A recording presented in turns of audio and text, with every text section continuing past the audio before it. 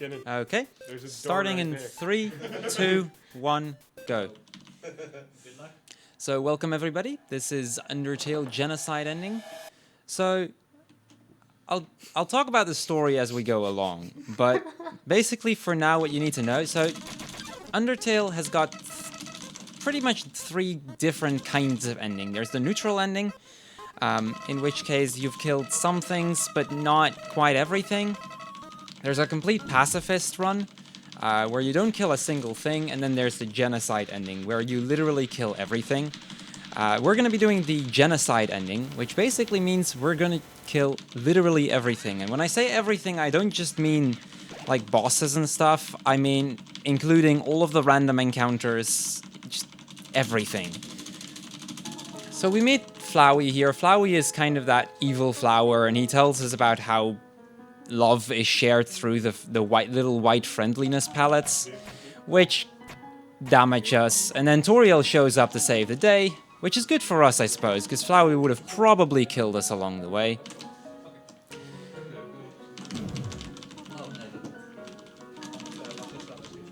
So we're gonna fight this dummy here. I'm actually not even going to try to kill the dummy. I decided to spare the dummy. Because it's just a dummy, it doesn't matter in terms of the genocide. Okay, good, I killed that. That's actually kind of a hard kill to get. From time to time I don't get it, which would include a reset, because I would waste too much time later on. And Toriel, she's just gonna help us all through the ruins. I mean, there's a ton of little puzzles here, but we don't really need to worry about those. Toriel will solve them for us, so we don't need to worry. She's protecting us through all of this. But we do need to prove that we're strong enough to you know, be on our own. So she lets us walk through this very, very long corridor on our own. You may see me do this a lot. I'll explain in a little bit why this is useful. This actually doesn't matter here. The walking here. So yeah, the walking animation that I just did there, it doesn't matter here, but it will in a little bit. So, in this game, so for this area, I need to kill 20 things. So we're gonna grind out a couple of encounters here. So that's 1. And while I'm grinding for those encounters, you'll see me do that weird walking I just did a lot. Basically what I do is I hold up and down at the same time. And what that causes is for the game to let me move both up and down at the same time, because of which I effectively take twice as many steps. Now those twice as many steps means I get encounters a little bit quicker, which helps out a lot with the grinding. So we've killed 2 things. Ideally I want to see as many of those Wishmans as I want, because as you can see I can kill them in 1 shot, whereas the frogs takes 2 hits to kill. So that's 4. There's a visual cue later on for me, which gives me a check that I actually killed 20 things. But I have to go a little bit out of my way to go there. I need to pass it, but I can't pass it unless I've killed 20. So I gotta keep up an eye on how many things I've killed. We just need 15 more. It'll go by pretty quickly. You may notice in a little bit that the further I get into the grind, the less encounters show up. So the further we go, the less enemies will show up, because there's less enemies left in the area.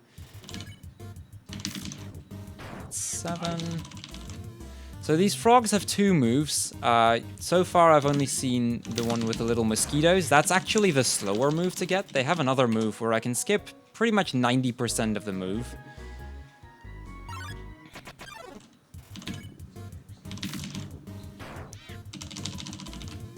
This should be number 8. Still haven't seen the faster move, so we're getting a pretty unlucky grind for the most. We do get level 3, which helps me kill off things just a little bit faster.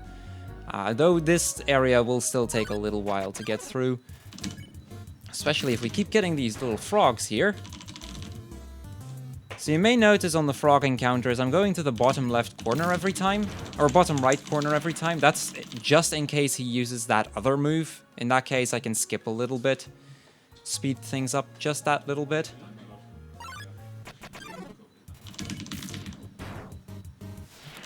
I'll kill 2 more things here, then we're at 12, and then I'll start moving on.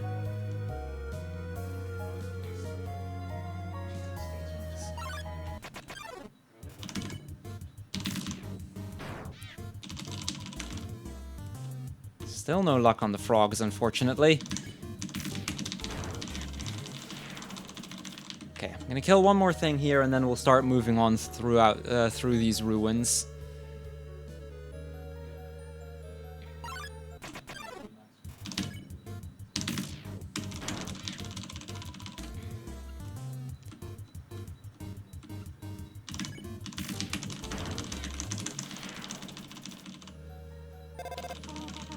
So yeah, Toriel will give us a call sometime. She's gonna ask us if we want pie. She's making cinnamon pie. We're gonna see that in a little bit.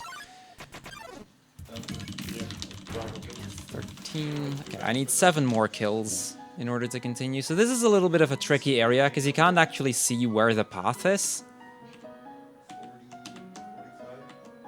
But we got through just fine. And then this is a little fun rock. This is a talking rock. And he has to stand, he's the only one that needs to stand on the button, but he doesn't exactly want to stay there. You know, it's not the kindest little rock, but you know, it's fine. It's not a huge deal. This will put me down. See, that's the quick move right there. So the little frog spawned in the bottom right corner, and by hitting it, even though I take 2 damage, I will skip the remainder of that attack. And that saves a little bit of time. Okay, I need to kill 5 more things, and then we can actually start moving on. Now you'll start noticing that, especially now that there's only a few things left, that encounters take a very long time to spawn, and that gets progressively worse. He's Maltzmal.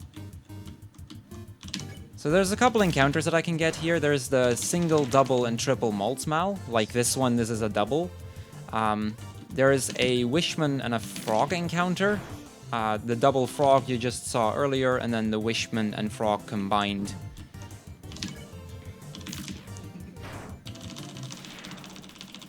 Now you'll see why this is fast. Trust me, this is fast. It doesn't look that way, I know, but we'll get there.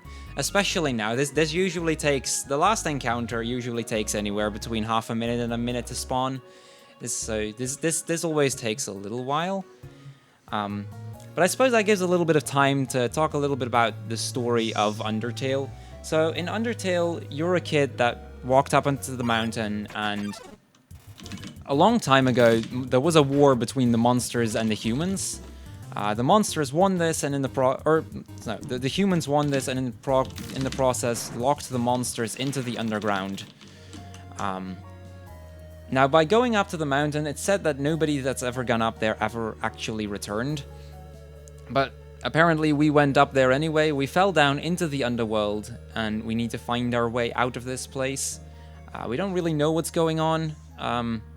But, I mean, the flower helped us, or tried to help us, and then tried to kill us, so that was a bit weird. And then Toriel, the goat we saw earlier, is apparently helping us, but she left for some errand and then never returned. Okay, that was 20, so we're done grinding here.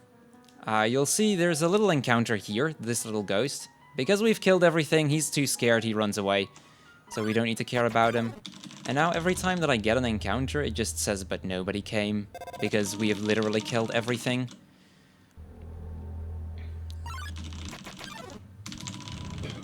So we're going to go down here. There's a little switch that I need to hit here.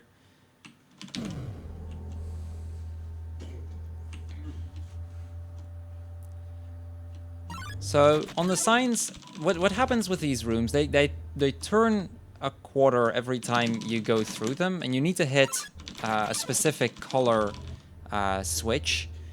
It just ends up that it's always the top or top left switch, so I just hit this one here. And then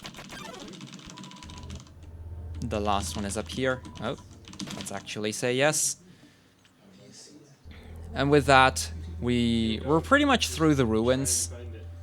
We're going here. Toriel was about to call us, so she rings to our cell phone, and turns out we're right in front of her. But she you know, Goat Mom, she just wants what's best for us. She's got, just for us, she has this room spare. I'm gonna take a bit of a safety strat here and go to bed. What that does is that it actually gives me a piece of cinnamon pie, which gives me a full health later. That's on certain bosses that can be especially helpful. So she talks a lot. And then we ask her to... we ask her how to leave the ruins. So, Toriel has seen quite a few children pass along here, and none of those have returned. It turns out, later we'll find out, that those kids are all dead. So she wants to lock off the door so that we can never pass through, just to keep us safe.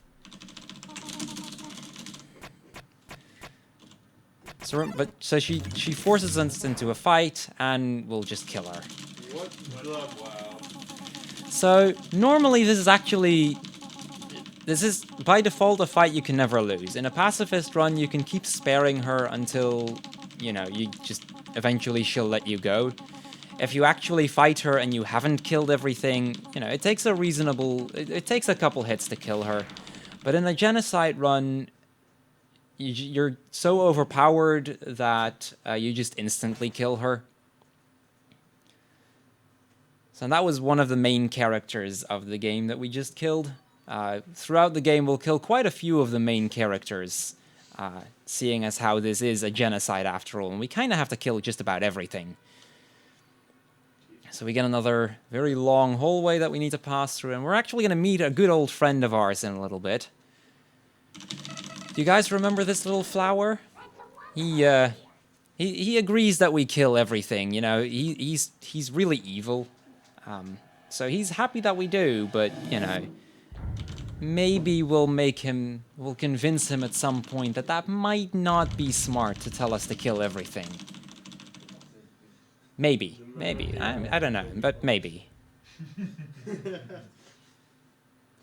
And with that, we're going into a very spooky little forest. So again, I could do this, but it doesn't really do anything for me right now. And at the end of this bridge, we're going to meet a very good friend of ours. Throughout the pacifist and neutral endings, at least most of the neutral endings, this guy is actually a really funny, upbeat guy. Throughout this forest, we'll meet a few people that really like puzzles. You know, it's fun. It's all good fun. So he walks up to us. He's a bit scary right now, but you know, he asks us to turn around and stuff. I wouldn't know if that was the smartest idea, but, you know, let's just go with it.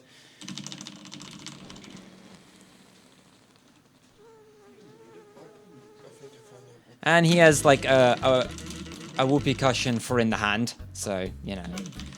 He tells us to take place behind that very conveniently shaped lamp there. That lamp is actually exactly sized the way we are. Because his brother wants to join, like, the Imperial Army and whatnot, and in order to do that, he needs to prove himself. Okay, just equipping the tough glove, that's for later. So he gets very excited that he sees a human, because he knows that if he manages to capture a human, you know, he instantly will get into the army. He'll get honor. He'll be, you know, he'll be a very important person to the world of the monsters. But the way he's going to capture us, you know, well, we'll see in a little bit. He's got some clever ways to try to capture us. So I need to kill a total of 16 things here. We'll kill a few along the way. We'll need to grind out a couple encounters near the end. It's not as bad as the ruins, honestly. So we meet this little dog guy. He only does anything if he sees you move, and if we do that, he doesn't actually see us, kind of, and then we just kill him off.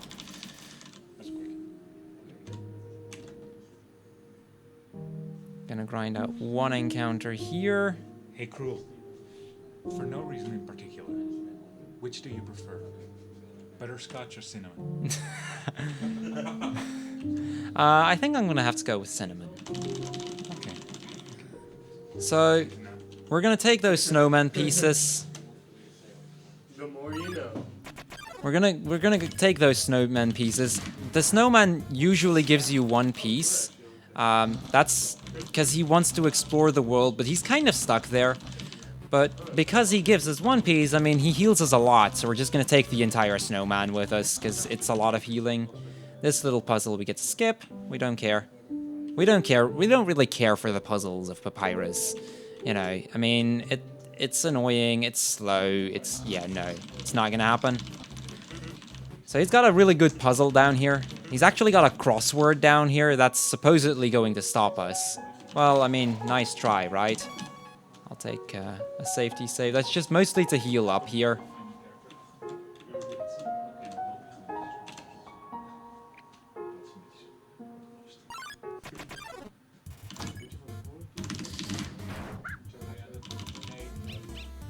So we need to eventually kill this lesser dog, so we'll just do that here.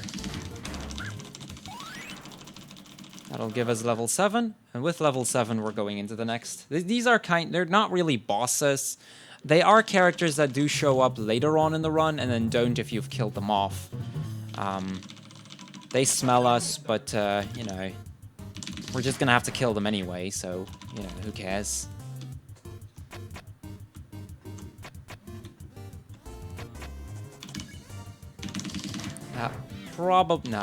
That usually doesn't kill. The second one I can one-shot. It's kind of tricky. It's kind of precise. So let's see if we can get him. So this guy, because we killed his wife, he's really sad now. The wife actually really starts to attack you if you end up killing her husband. Nice. We got the one-shot though. That's nice.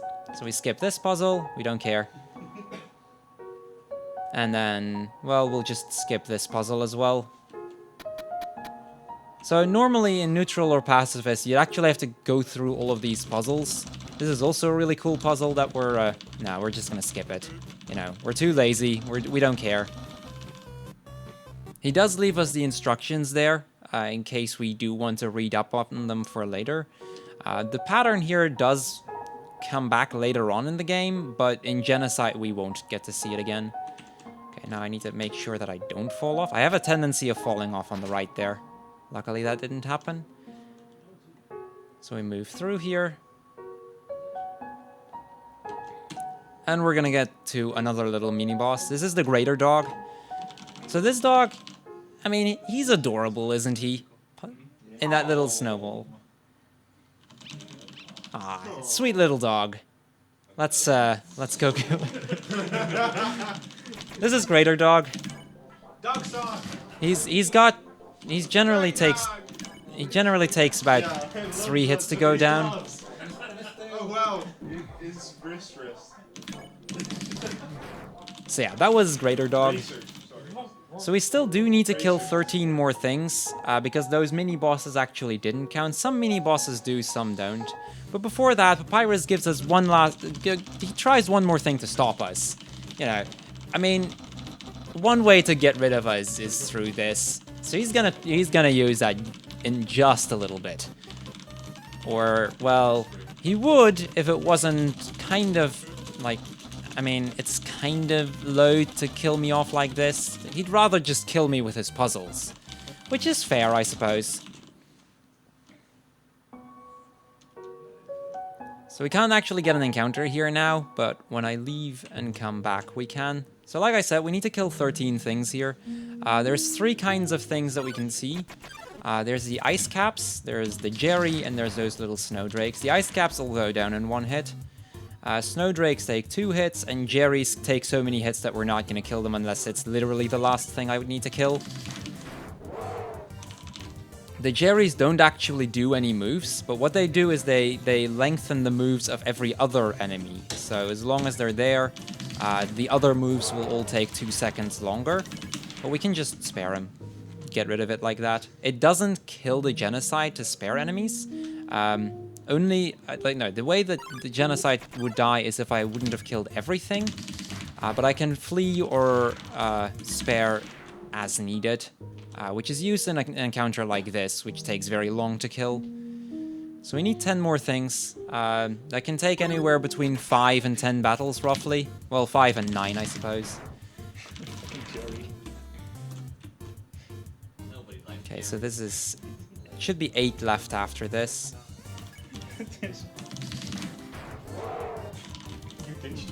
Oops, got hit there. So it doesn't matter that much if I take a little bit of damage every now and then, as long as I don't get too low. And since it's only 8 things left anyway, we don't really need to worry about it. Hey, Crrool. What's up? You don't dislike butterscotch, though, right? No, I don't. I know you prefer cinnamon, but if you found butterscotch on your plate, would you turn it down? Probably not, no. That's interesting. Is this in-game references or something? Ice cap? Gotta do something there. Killing the ice caps is actually pretty quick, so those are really quick fights, but it takes longer to get the encounters themselves, and since we still do need to kill 7 more things, you know, ideally I'd get something with 3 things in it, though I think the time difference between the two is practically 0. It doesn't really matter too much which encounter I get here. Unfortunately, the move itself does take a little while, but it saves us grinding out more encounters later, so it doesn't really matter. If he does use this move, I always move into a corner because it guarantees me to not get hit. It's kind of one of those little things where if you take the right position, you don't get hit at all. And we should only need 5 more things. Should go by pretty quickly from here. You can hear by the music, like the music in Genocide is pretty depressing, but the idea of you having to kill everything makes a lot of those things a lot more dark than they normally are. The normal playthrough is actually like pretty quirky, and there's a lot of little jokes every now and then, and there's a lot of upbeat things. But once you start killing everything, things get quite a bit more dark.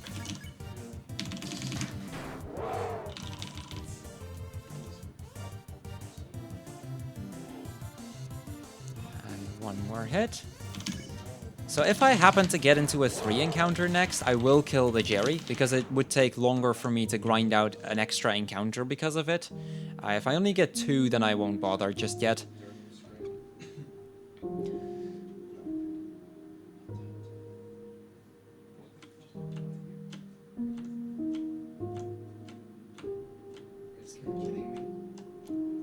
So this can take quite a while. Like I said, the last encounter generally takes anywhere between half a minute and a minute.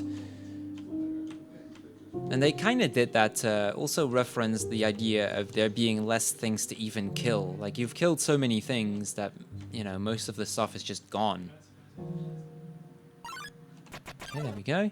And it's a 3. Okay, we'll kill this one and then we're done for this area. The next area is actually one of the fastest paced ones in the game. So it'll like the pace starts increasing after this fight pretty much. So because of the fact that a lot of the encounters take a long time to encounter, and because a lot of some specific encounters can be faster than others, the Genocide run is actually a pretty RNG heavy run. You can lose quite a lot of time on just, you know, needing specific encounters, or if you get a lot of, like for example in the ruins, if you get a lot of frogs, that wastes a ton of time and you can lose minutes that way. Whereas in a pacifist run where you don't have to kill anything, because the encounters will at that point be at set points, it's actually very little RNG in the run. So yeah, you can see here why we don't normally want to kill the Jerry. It just takes forever to kill him, but he's done. And that will be enough. So you'll notice the music in Snowden actually changed as well. The music here becomes quite a bit more dark.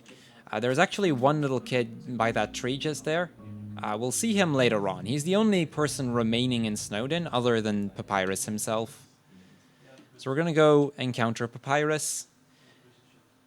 So in most runs, you can spare Papyrus just by taking a very long time, or if he manages to beat you, he will capture you, but he'll put you in his doghouse, and you can just walk out. Like, his prison isn't exactly the greatest. But we don't need to worry about that, because much like Toriel, we're so overpowered that we just one-shot him. He does tell us, like, he didn't exactly expect that. He wanted to just give us a hug. He instantly spares us if in a genocide run. But he does tell us, you know, we can do better than this. We don't have to be this kind of killer. But I think it's too late for that, don't you guys? We're just gonna move on. No. And much like in previous areas, most puzzles are already done here. We're not even gonna bother with all the puzzles. That kid we'll see that kid a few more times later on. He's a really good kid, honestly. He's a huge fan of Undyne. Undyne, we'll meet her right here. This is like the captain of the royal army. She's very high ranked in the army. And, you know, she obviously is also looking for us as the human. When she hears the grass, I mean, you hear grass, you know that practically everything is dead. You might as well try to attack the grass. So I'm here to celebrate your friendship with Papyrus. It's a butterscotch cinnamon pie. Nice, dude. That's amazing. Can I just have some clappers in chat as well for this guy making a cinnamon butterscotch pie? That's amazing, dude.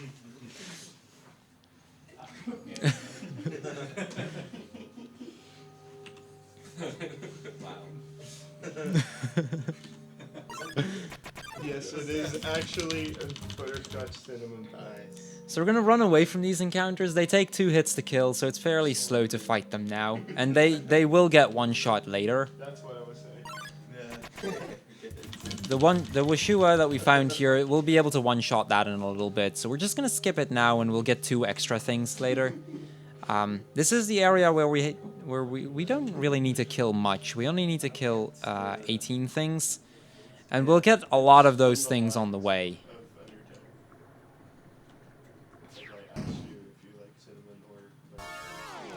So she'll try to attack us here. We're just gonna very skillfully dodge all of her spears.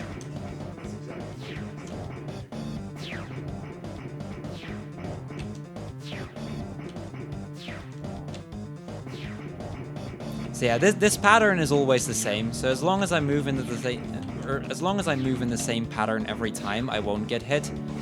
There's another little scene like this later on where it's actually random how they spawn, or at least somewhat random. So those are a little harder to dodge, but this is just all muscle memory basically.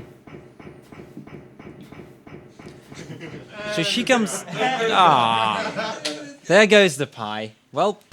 Looks like we won't get a default full heal at Sans or something. That's kind of a shame. So she walked into the grass to try and capture us, but instead she hit that monster kid who was just next to us. And when he runs out, he'll tell us that if we were just like 1 inch to the right, we would have gotten captured by Undyne. Or rather, Undyne would have hit us, and we were so unlucky that she didn't end up hitting us. I guess it's lucky for us, because that could have been an issue. So we'll move through the waterfall area here. A lot of the little quirky things that you're used to in Pacifist are, again, they're gone here. We're going to move here. We're going to get some belay shoes. There's a lot of theories about why those are here. One theory is that a kid actually went into the underground before and didn't make it to the end and died in that patch of grass right there. I don't think there's any official theories on, or any official confirmed theories that would explain it.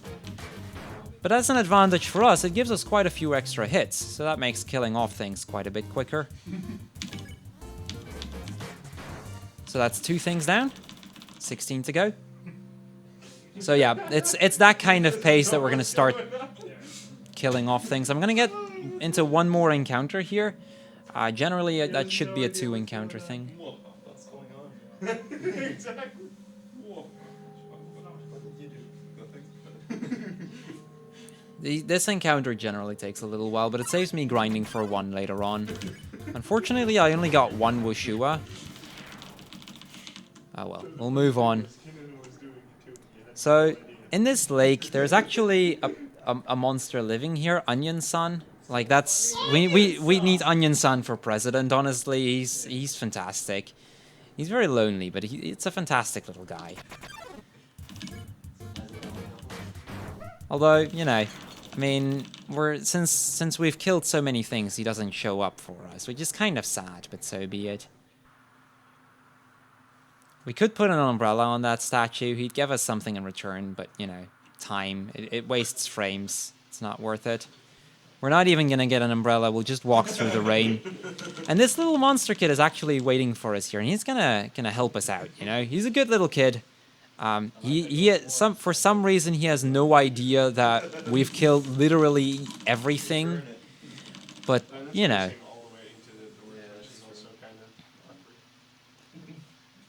He explains us about that little flower there, but we don't really care. So, this is actually normally a very slow area, but if I hold up and down as well as right at the same time, we actually walk through that on double speed. Because normally, when you hold up and down at the same time, you get that weird movement, which causes me to take twice as many steps. That area actually calculates as doubling my speed, which is very convenient. It saves a couple seconds. Gotta go fast. Speed strength. Shining. And now we get the slightly more random area. Let's see how well we go through this. So, Undyne, she's still hunting us, and she's got a move like this. That's a fun little move, isn't it? Let's see if we can get through without getting hit. I do tend to get hit here every now and then, not as often as I used to, but because the pattern isn't set, it can be a little tricky to navigate.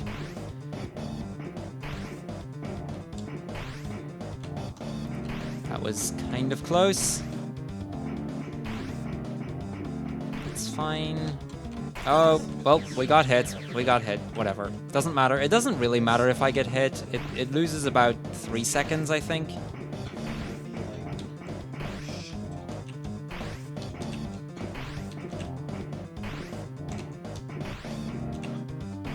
So I can kind of influence as to where they appear. For example, you saw there that I made it spawn into the, like, way above me. The game kind of tries to predict where you're going and tries to spawn it there. So if I use an extra movement key, I can use that to kind of influence it. It's still mostly random, though.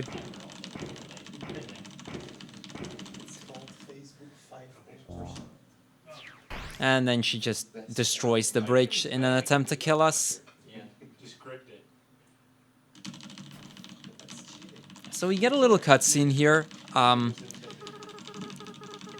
They tell us about how we were found by somebody, or somebody had fallen down and we'd been found.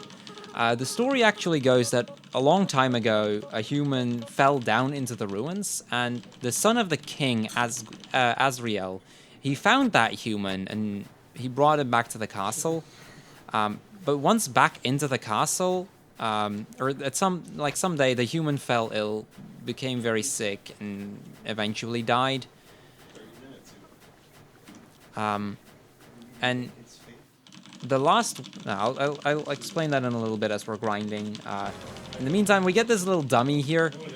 This dummy is very angry. He's lost his physical form, but because of his huge rage, he actually bonds with the dummy again and becomes very happy, which makes it a very easy kill. Okay, kind of a safety heal there because I got hit just now. So, when the human fell down, he became very sick, and his last wish was to see the golden flowers from his village again. But the human world and the monster world are actually sealed off, so there was no way for the human to go back. And when the human died, Azrael absorbed the soul of that human, and with that, passed into the human world to lay the child on a bed of golden flowers that might not kill. No, that was a pretty poor hit there. You can actually one-shot this if you get a good hit. That's good enough. That's 11 more things, I think.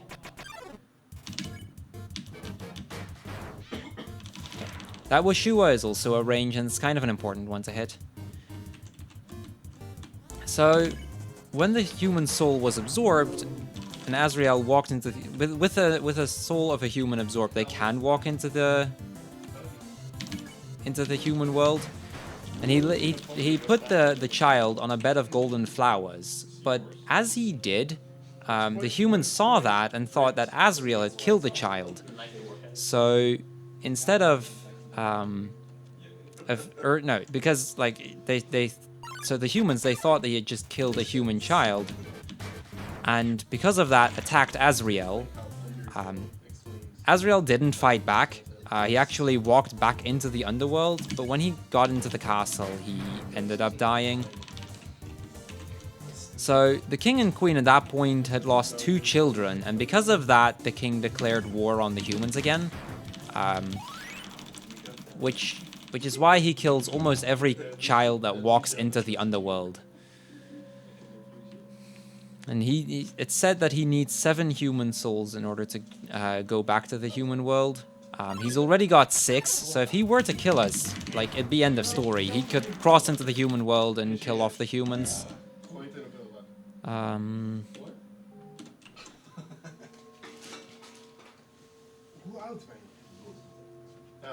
I need to think of my count here for a little bit.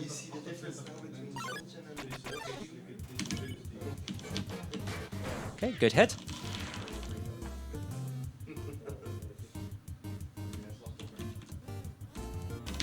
So ideally I wouldn't get as many of these Arons, as they generally take 2 hits to kill unless I perfectly crit him, which is pretty hard to do.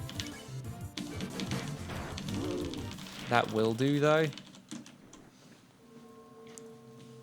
I think it's 2 more fights. If I counted correctly, I might be 1 off there. Again, there is a little queue later on through which I can check if I have enough killed. Okay. Still getting the Wushuas in 1 hit at least. Let's see if we can get this other encounter. Yeah, nice. Killed him in 1 hit.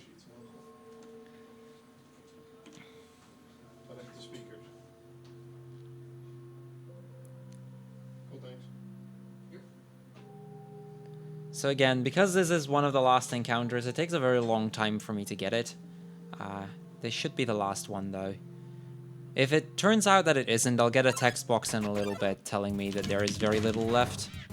I don't know if that one will do. I may have counted it wrong, we'll see in a little bit. I can turn back if that turns out to be the case. It's all fine. So again, we get attacked by Undyne. I mean, this time it seems like for real. She does tell us about those 7 human souls Azrael would need to get into the human world. But just as she decides to attack us, this little kid shows up again. And right in our way. Thank you. So the kid asks her... the kid asks her, like, who is she even fighting? Like, it's not as if somebody really evil is here, right? Well, no. Clearly not.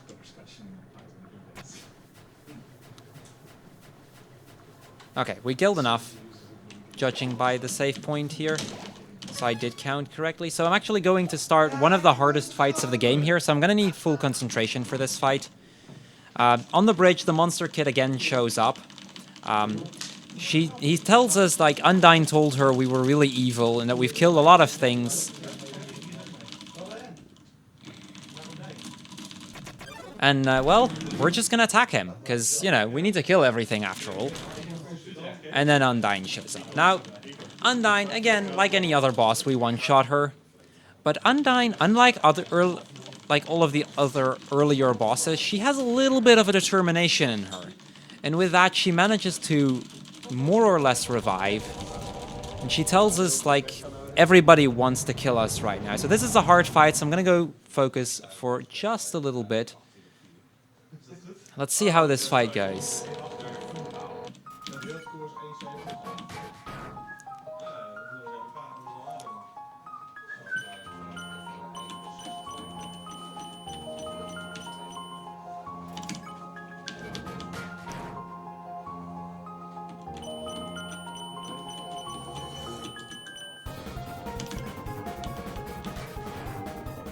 Getting pretty decent hits so far.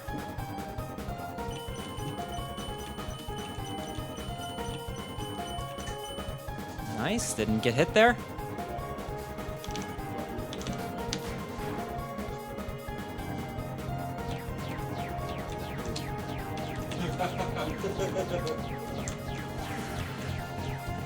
With force. And there's a little trick on this next move, actually. Let's see if we can pull it off. That should be good. There's exactly 1 pixel where you can't get hit, both on the left side as well as on the right. Makes that fight just a little bit easier.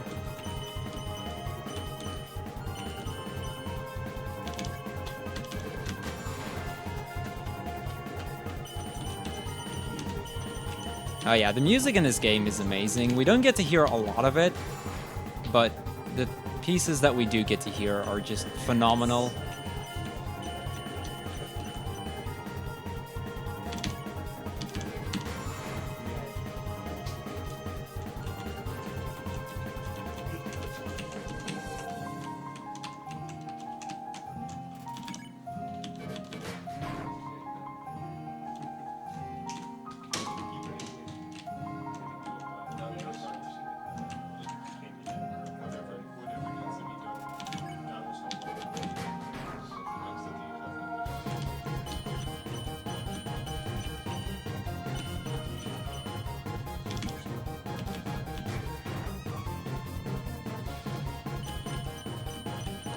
Yeah, this guy actually used to be like the wall of the neutral run, because in the neutral run we used to do this fight as well.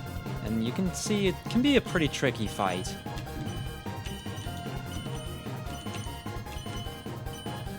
I should be fine with this health.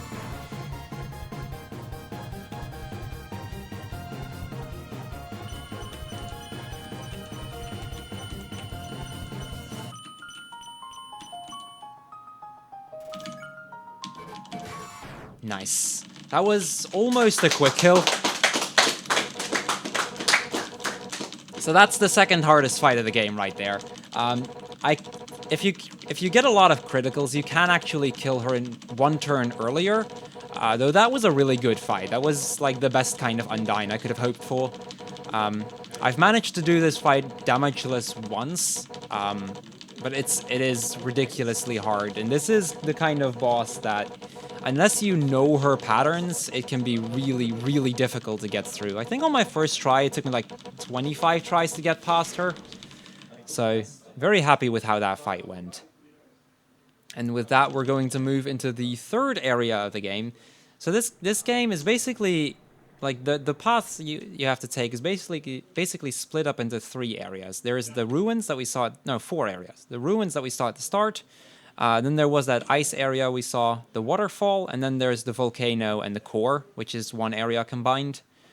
Because, however, it's 2 areas in 1, this is also where we need to kill the most things. We need to kill 40 things in total. That does include, luckily, some mini-bosses that we're going to have to fight anyway, so that helps a little bit. But with that, this can be quite a long area to go through. Though it always feels like this area goes by pretty quickly. We're going to take the instant noodles here. That's going to give us another full heal later on, much like the butterscotch and cinnamon pie. So that's Metaton. Normally you'd trigger a quiz and you'd get a really cool little cutscene here. But because this is genocide, like yeah, no, not today. We're going to skip all of that. We're pretty much going to skip practically everything here. This area takes, like, casually quite a few minutes to go through, but we're not gonna bother, and we're gonna skip, like, 95% of it.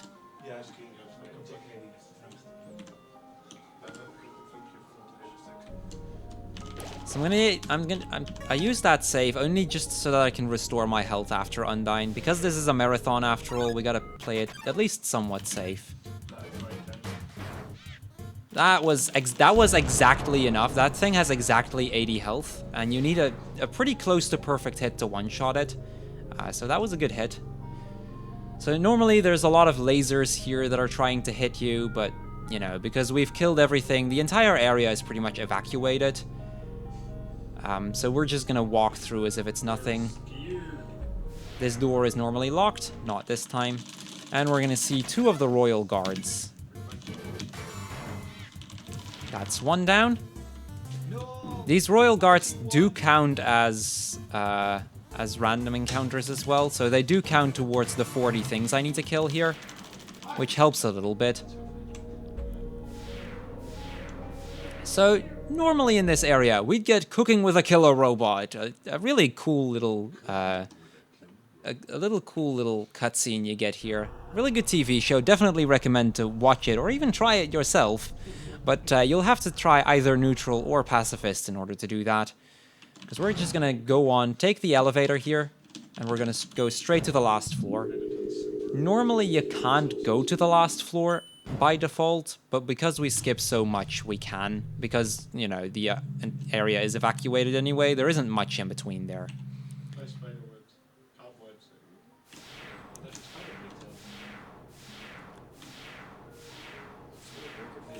World record is a 106. I don't know the seconds. My time is a 1:15:10. So it's quite a bit behind on that. A good part is RNG. There's a lot of mashing in this game, and timing that mashing very carefully can also save a lot of time, especially in a pacifist run. But I think the record is now a 106 something by TGH plays. He's got pretty much the record for all of the Undertale categories. So that's Muffet, another little mini boss. In the old neutral route, we actually used to spare this boss. This was the only boss we'd spare, and then some random encounters as well. So the little spider, he puts a little flower down in honor of Muffet. It's kind of sad. Muffet is actually not a guaranteed one-shot. I need to get a reasonable hit in order to kill her at once. You win. And with that, okay, so in this next area, there's normally a little opera scene here, but we don't care. We're just gonna continue. So at this point, I need to kill 35 more things. For that, we're gonna get a little bit of a stronger weapon, shall we? Oh. Why can't I? Okay, that's... Oh, okay. Yeah. That's fine. That's fine. So... I didn't account for my inventory being full. That's not happened to me in a run yet. It's happened before, but not to me. So I didn't really account for it. It's because I didn't need to use any heal items and stuff so far. Like, normally I need to have healed at least once or twice. We're gonna drop some stuff here. That's mainly just so that I can make some room to get some extra heal items. They're not mandatory, but again, for safety. This guy is amazing. He doesn't even... He's too scared of Metaton to flee, so he's just gonna stay there anyway. Even though we threaten to just kill about everything, he still just decides that, well, Metaton is more scary, so he's gonna stay. So we need to kill quite a few things here. The last 7 I don't need to grind out. But up to that point... Oh, that's 3 damage off, by the way. He's got 120. That's kind of a shame. So I'm gonna have to keep track of the encounters here. Just to save myself some time later on. So most things can be one-shot here. There's a couple things that can't be. I'll point those out as we get to see them. This one can be one-shot. That might... Yeah, it's enough. Okay, cool. Okay, 32 left. And that's effectively only 25 left, because we get a lot of stuff later on.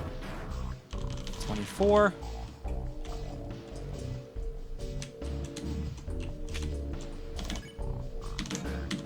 That's not gonna cut it. No, it's 10 damage off. At this level, it's kind of hard to one-shot. That wasn't a great hit, though.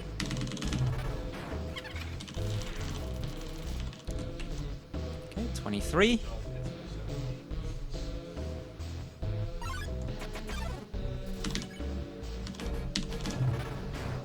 That's, again, okay. I need to start focusing and start hitting properly, because this is not going well so far.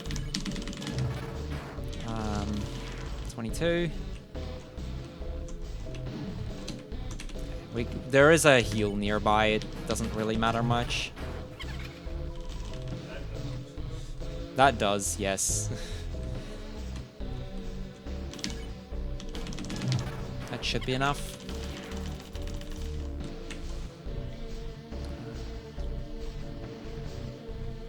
So yeah, this, like, normally you'd have to go through all... Okay, these guys cannot be one-shot. The Meta Jack can on a perfect hit. I've only managed to kill him in one hit once, so don't expect to happen.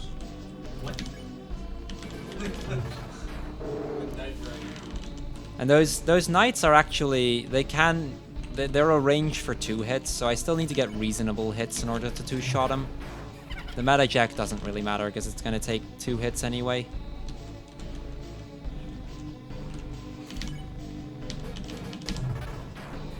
Good enough.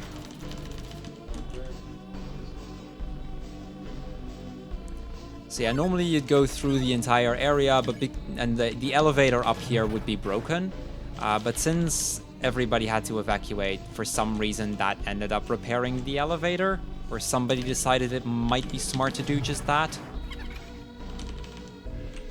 Every time with the 4 HP though. Come again? They used the elevator to evacuate? I suppose so. That would... That makes the most sense. It would, yes. Except that it doesn't.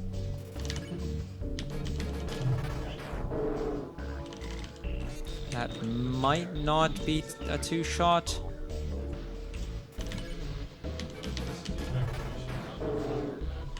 No.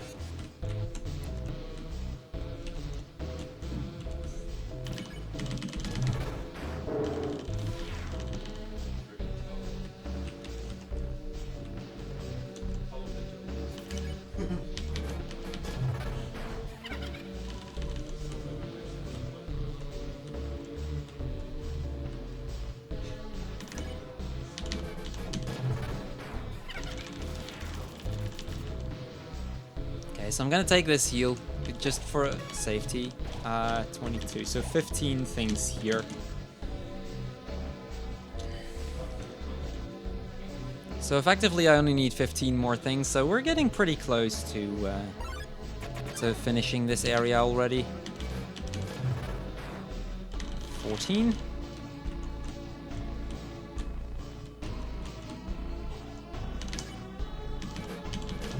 Should kill, yes. 13. So there are encounters with just 1 encounter in it, and there are with 3. Ideally, the 3 one is a really good encounter. It's a really quick one to get a lot. This is actually the rarest encounter, just seeing 1 of him. And this is the kind of move you hardly ever get to see in a run. I think I've only had it once in a run before, so... You know, and I think I've only seen 1 other runner get it. I think that I've seen Rotom get it once. Rotom being the number 2 runner of this game. Rotom Poison.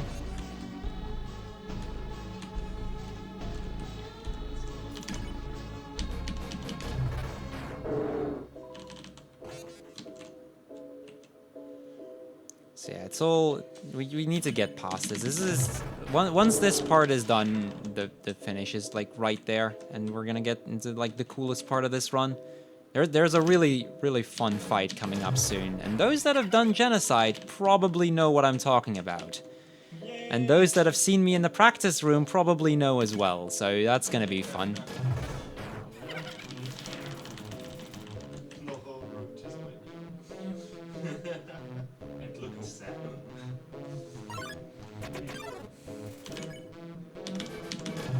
That was a really good hit. That was a critical there. 3 out of 4 perfect. If I can get that on the other one, that'd be nice. That's enough. Okay. We should almost be done here. Get into this encounter, and then I'll take a heal and move on to the next area.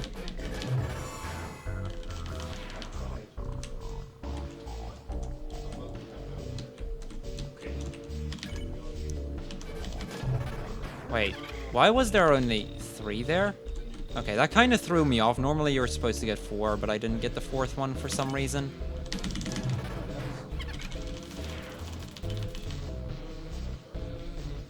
That should be just about done. Yeah, I need 6 more in here, and then we'll go on to the final area. So I'll move towards the left part, just so that we can get to the final area a little bit faster.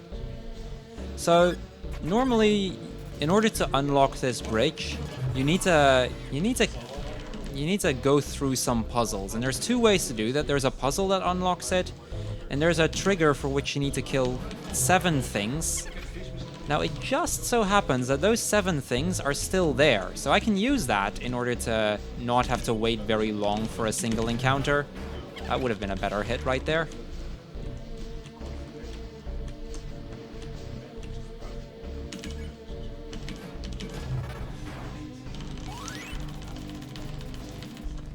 Okay. 3 more. Ideally, I'd get another pack of 3. That would mean I'm done here. If I get a pack of 2 or 1, then I will need to get another encounter.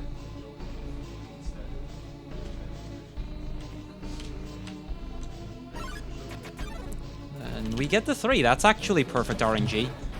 That's ideal. That's exact damage that I killed him with there. Because he has exactly 100 health. Should be good enough. And then just this one left to kill, and then we'll move on to the last couple of encounters.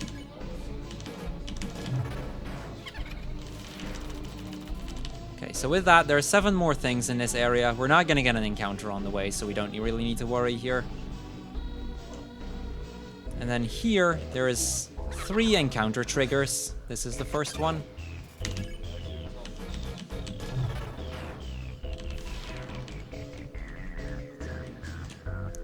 And after that, we'll move on to the next boss of the game, Metaton. Or actually, because this is Genocide, it's going to be a special form of Metaton, Metaton Neo.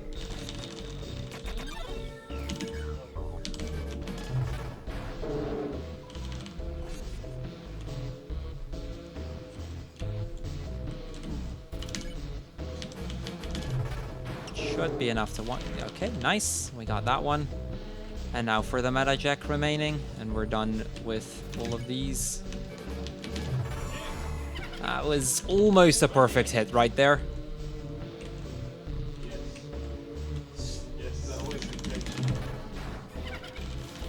You can see there, less than 9 damage off of a one-shot. A one-shot on meta jacks is really hard to get.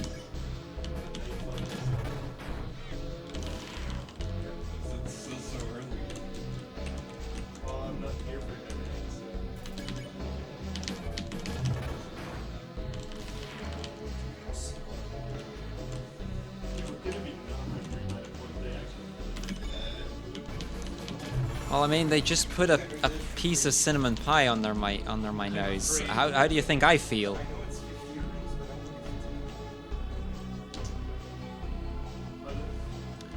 Okay, so from here on, again, we're gonna get those messages that nobody came. We've killed every single random encounter in this area, and with that, every single random encounter in the entire game. There's literally 2 bosses left for me to finish up on. This is the first one. So that robot that we saw earlier, Metaton, you know, she figures we're not gonna be a part of her fan club.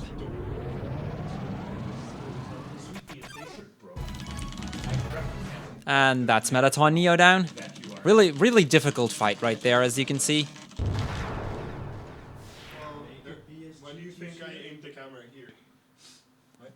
So with that, there's very few monsters that are actually left alive. There's still the other skeleton we saw at the start, Sans. There's still the king itself, and then there's still the flower. That's pretty much everything that's just left in the underground. Everything else is gone.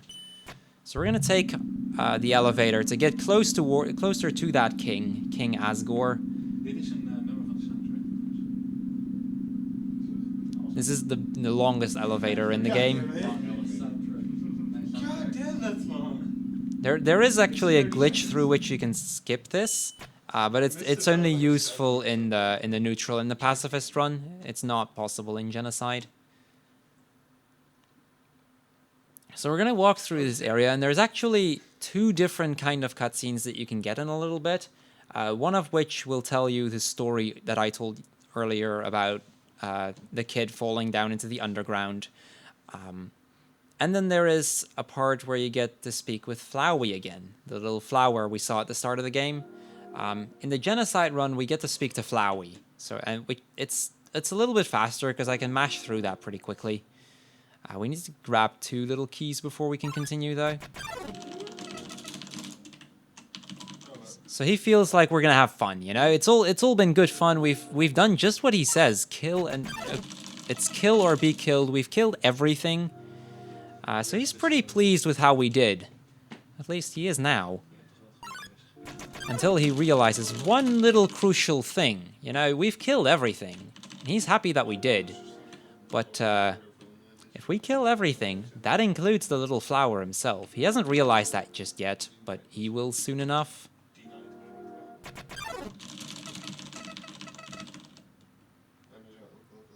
There's a lot of little cutscenes right here. There's normally a lot of like story in these cutscenes, but you get to skip all of that in Genocide, and you get this instead.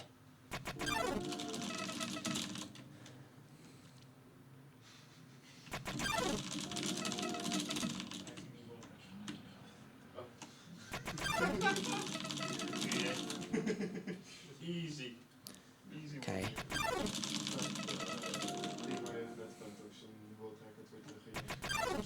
Oh, nice.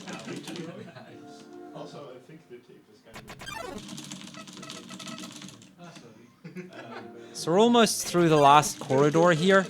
And normally in this next area, we'd get judged by Sans. He'll tell us how we've done.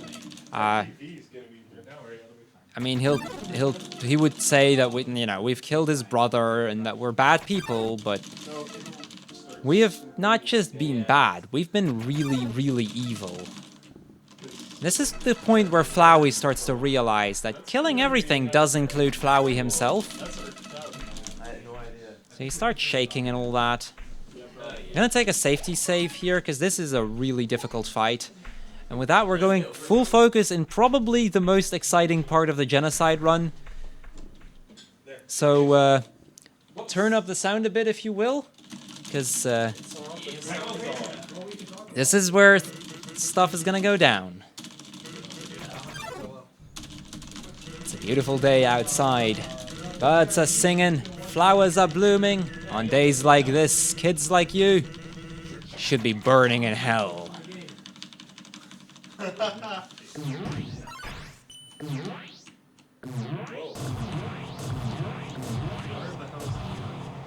Here we go. Always wonder why people never use their strongest attacks first.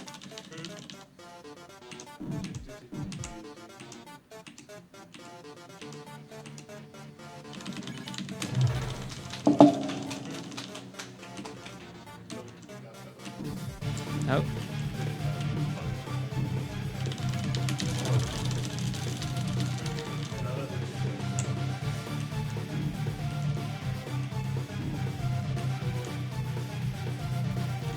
Okay, I'm gonna take a safety item here because I'm getting fairly low.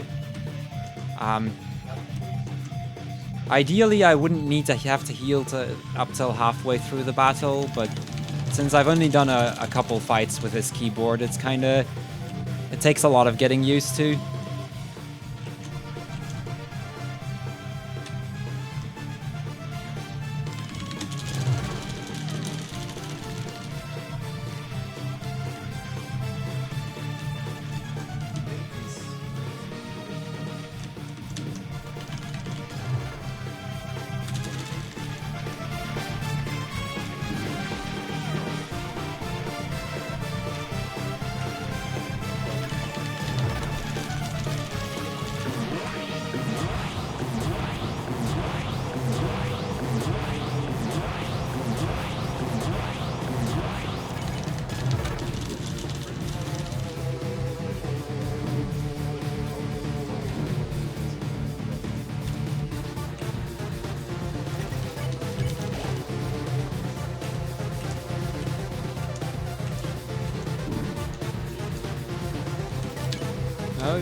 that would have been bad.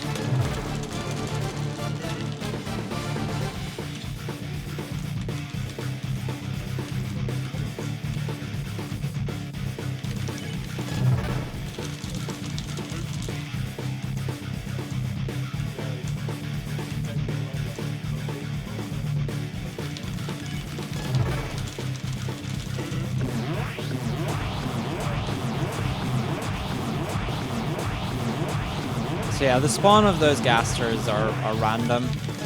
So it's just working with whatever I get.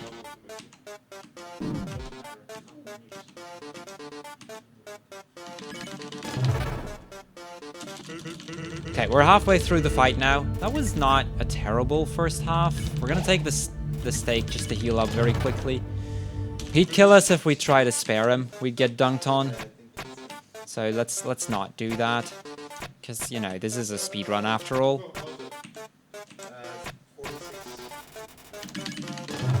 From this point on, he'll start attacking in the menu as well. So he gets even more dangerous the further the fight progresses.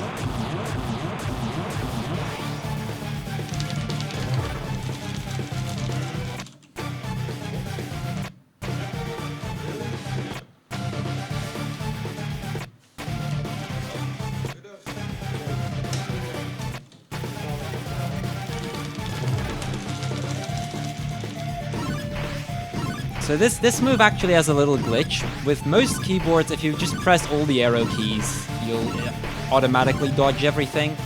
Doesn't work with every keyboard, but it works with most. So this move is actually the easiest for me to do because it's just literally hold 4 buttons at the same time.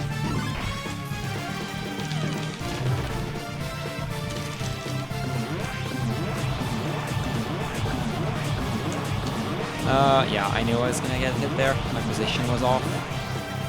That's fine though, it doesn't matter if I take a couple hits. We're actually getting pretty far into the fight this way. It's going pretty well.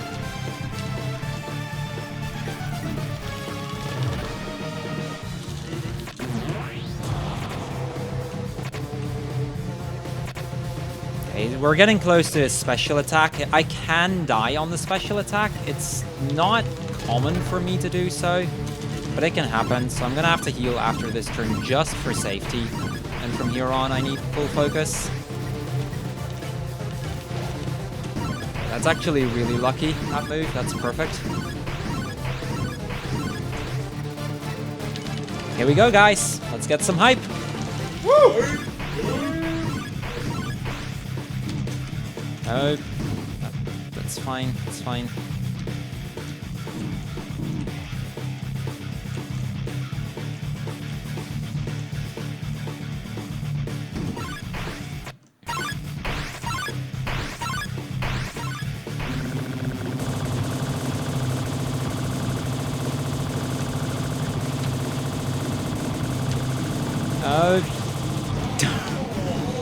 Oh, that was clutch.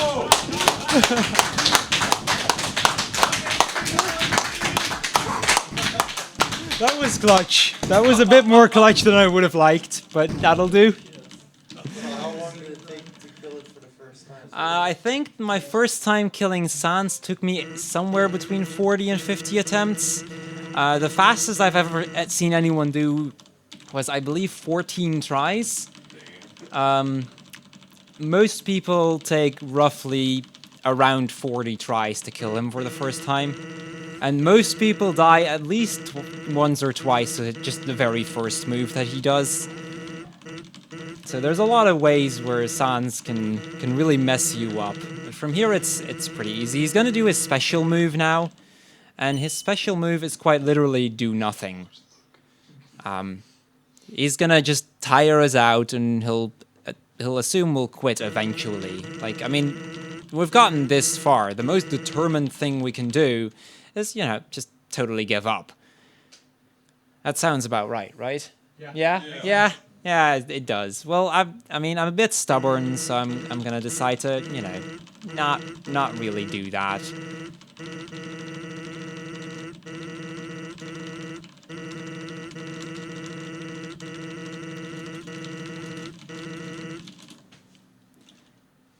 So he'll talk for a little bit. This part takes a little while, and from then it's about 3 minutes until the end of the game.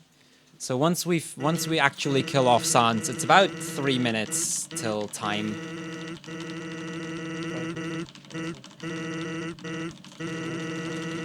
Now we see in the text that he's actually getting kind of tired right now. Maybe we can make use of that. It's almost, you know, who knows? It's worth a shot, right? So we're just gonna wait here. Maybe he'll do something stupid and we'll get to actually kill him off. So I need to actually wait in this position. If I were to move to the left, he'd completely wake up again, and it would waste a lot of time. So we're just wait here for just a little bit longer. He's almost closed his eyes, so we should be getting close.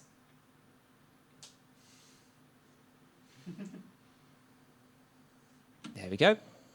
So I'm literally going to move the entire fighting thing in an attempt to kill him off. So yeah, we can push him to the left, and once we get all the way to the left, I can push it down to get to fight.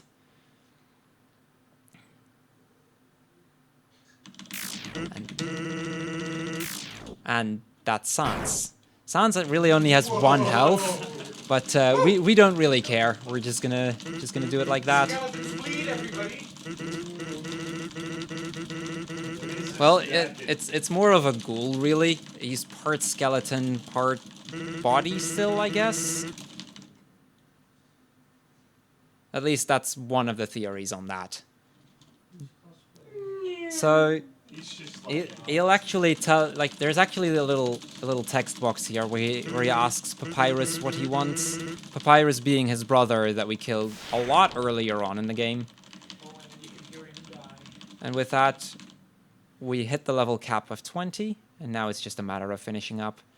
The only thing that's still alive is the King and Flowey. So let's make an end to that as well, shall we? It doesn't really matter that I'm at 1 health. So this is King Asgore. He's a really mean guy. He's killed 6 children already, just so that he can capture their souls, so he can turn into a god and move into the human world. He tells us there's no reason to fight, you know. Why not settle this over a nice cup of tea? No, I'm not gonna bother.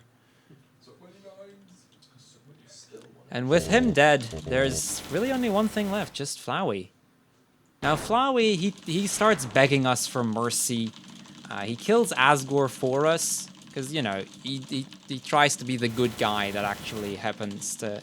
Ooh, looks like now I actually get to eat some cinnamon pie in a bit.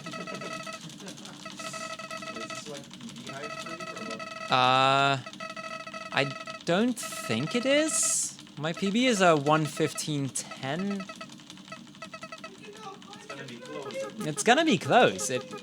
I don't think it is, but it's definitely going to be close. No, you slaughter him. And with that, we get to meet the final... So that kid that fell down earlier, Kara, that's the one that we're gonna meet here. This is Kara.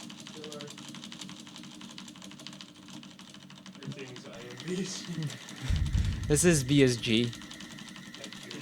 Your power awakened me from death. My human soul, my determination. They were not mine, but yours. At first, I was so confused. Our plan had failed, hadn't it? Why was I brought back to life?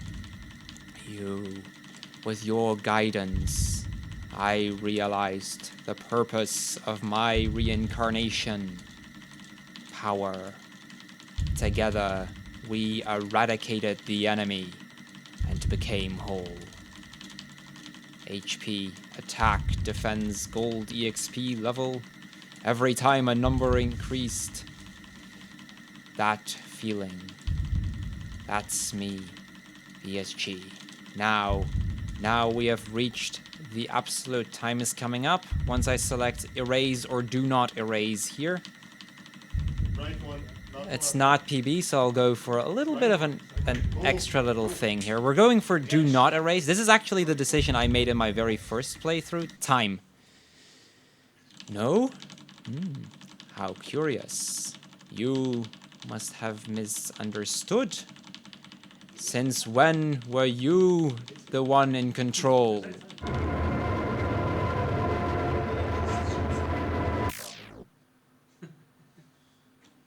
And that was the genocide ending of Undertale. So many nines. Thank you guys for watching. It literally forecloses the game on you? Yep, it literally closes the game on you. So next up we'll have Metal Gear Rising, if I'm not mistaken. So that's going to be a very exciting run. Definitely stick around for that. I think I'm going to enjoy my cinnamon pie right now because I think that's well deserved. And I hope to see every one of you later tonight for some Lufia. Reference to the game. Okay.